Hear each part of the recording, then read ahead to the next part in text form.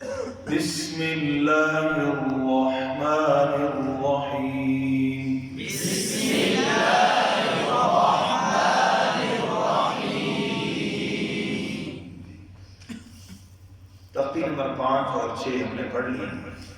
تنوین کی تختی کے اندر کچھ باتیں ہیں اور آبدن کی تختی کے اندر کچھ باتیں ہیں، وہ دو چار باتیں عرض کر دیتا ہوں. مثلا تنوین کی تختی میں جب آپ پڑھیں گے میم دو زبر ون تو الف کا نام آپ نہیں لیں. دال دو زبر دان پڑھیں گے تو یا کا نام بھی آپ نہیں لیں. تو کوئی سوال پوچھے کہ آپ کیوں نہیں لیتے، اس کا کوئی اصول کوئی قاعدہ. یہی بات آبدن کے اندر بھی آئے گی، ہدن اور دوان کے اندر بھی آئے گی. تو اس لیے ایک ہی بات ہے دونوں تختی کے حوالے سے، اس لیے میں تختی نمبر 6 کے ساتھ یہ بات عرض کر رہا ہوں. اس کا جواب کیا ہے؟ دال دو زبردن کے آگے الف لکھا ہوا ہے پر اس کا نام نہیں لیتے. کیوں نہیں لیتے؟ اس کا اصول اس کا یہ ہے کہ جو حرف پڑھنے میں نہیں آتا، یعنی حرکات و سکنات سے خالی ہوتا ہے، ہجا میں اس کا نام نہیں لیا جاتا. بہت آسان الفاظ ہیں، بڑے ٹائٹ کر کے میں نے الفاظ عرض کی. جو حرف پہلا اصول عام اصول ہے، جو حرف پڑھنے میں نہیں آتا یعنی حرکات و سکنات سے خالی ہوتا ہے، یہ اس کی وجہ ہے، اس لیے پڑھنے میں نہیں آ رہا، لہذا اس کا ہجا میں نام نہیں لیا جائے گا. سمجھ آ گئی بچوں؟ اچھا، تو یہ اصول آ گیا آپ کے سامنے. اس لیے دال دو. اچھا پھر لکھا ہوا کیوں؟ اس کی پھر میں نے بتا دیا جب آپ پہلے بھی کہ مصحف عثمانی کی رسم کی مطابقت کرتے ہوئے اس کے اندر یا لکھ دیا گیا، بعض جگہ پہ کچھ بھی نہیں لکھا، دو زبر کی ترمیم کے بعد بعض جگہ پہ الف لکھ دیا گیا. سمجھ گئے؟ اسی طرح دوسرا سوال آنا کے بارے میں کہ یہ لکھا ہوا اس کے ساتھ کیا ہے؟ نون، بڑا نون. تو یہ بڑا نون کیا ہوتا ہے یہ میں آپ کو عرض کروں گا. یہ بڑا نون ہے بھائی، یہ موبائل کھڑا ہے بھائی. یہ موبائل کیا ہے؟ بولو. اور یہ بولو بڑا. بڑی آسان مثال دے کر سمجھا رہا ہوں. اب میں الفاظ جو لکھوں بول رہا ہوں اس کو نوٹ کریں گے تو سمجھ آنے کے بعد میں یہاں پر جو نون ہے یہ لکھا ہوا تو ہے کھڑا، یعنی اس کے ساتھ الف لکھا ہوا ہے، یہ میں کھڑے کی شکل بتا رہا ہوں. یہ لکھا ہوا تو ہے کھڑا لیکن اس کو پڑھنا ایسے ہے جیسے پڑھا. اس کو پڑھنا ایسے ہے جیسے پڑھا.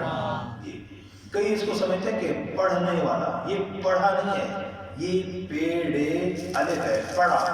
یہ نیچی بڑی چیز ہے. لکھا ہوا تو ہے کھڑا، اس کو پڑھنا ایسے ہے جیسے پڑھا، یعنی بغیر الف کے. کیسے پڑھیں گے؟ حمزہ زبر آ، نون زبر نا، آنا. دیکھو آلما ہو گیا بیٹا، دیکھ رہا یہ غلطی، اس پر غور کریں حرکات کی. آنا کیسے؟ آنا. اچھا اب دوسرا سوال، اس کا پڑھنے کا طریقہ سمجھ آ گیا. دوسرا سوال، اس پر وقف کیسے ہوگا؟ وقف میں اس کا الف پڑھا جاتا ہے. وقف میں اس کا الف پڑھا جاتا ہے. اس کا کیا اصول ہے؟ وقف رسم کے تابع ہے. رسم بمعنی لکھائی کے تابع ہے، یعنی یہ ویسے تو پڑھنے میں نہیں آئے گا لیکن جب وقف کریں گے تو چونکہ الف لکھا ہوا ہے لہذا وقف میں یہ الف پڑھا بھی جائے گا. کیوں کہ وقف رسم کے تابع ہے، یعنی لکھائی کے تابع ہے. بات سمجھ آتی ہے؟ اس لیے اس کا وقت کیا ہوگا؟ آنا. وقت کیا ہوگا؟ آنا. کیسے؟ آنا. اسی طرح حرف آگے آ گیا خوشیہ. کیسے؟ خوشیہ. وقف. اب یہاں بچوں کو غلط فہمی ہوئی، یہاں پر جب وقف کریں گے یا ساکن ہوگا تو یا مدہ بن جائے گا.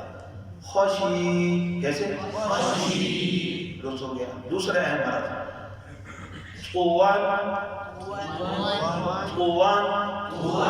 یہاں اکثر یہ پہلے تو کی جو حرکت ہے یہ لمبی ہو جاتی ہے اور بہت مدد بنا قوان اکثر ہوتا ہے. قوان وقف قوا. یہ وقف کا جملہ بھی ذرا غور کریں. بعض بچے پڑھ رہے ہیں وقف. ہاں جی وقف نہیں ہوتا. کوئی کہتے ہیں آگے وقف, کوئی کہتے ہیں پیچھے وقف. تو وہی صرف وقف کہیں عربی کے اندر بس, کیونکہ وقفون مصدر ہے. پھر اس پر جب وقف کریں گے تو قاف اور قاف دونوں ساکن ہو جائیں گے. ٹھیک ہے شاباش. دوسرا ایک اور اہم ہے قوان کا وقف کیا ہوگا قوا.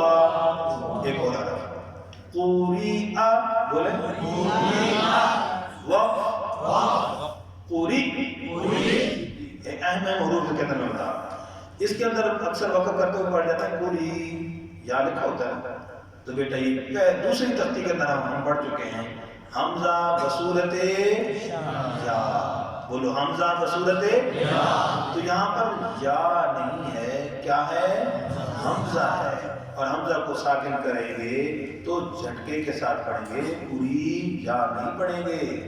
تو یہ یہاں حمزہ ہے یا کی شکل میں, لہذا یہاں پر آواز یا کی نہیں ہوگی.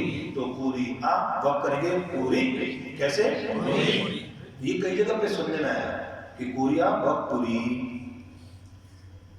ٹھیک ہے امتحان میں کئی جگہ پہ اس طرح یہ چیز سننے میں آئی, تو اس لیے اس غلطی پر خاص توجہ دلا رہا ہوں. تو پوری وقت پوری کیا ہے پوری. اسی طرح عین کا خیال رکھنا بھائی, عینابن اینابن حمزہ نہ بن جائے.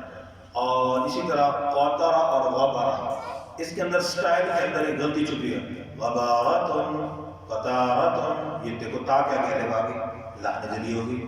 غبارتن قطارتن. ایک اور ہے کوفوان.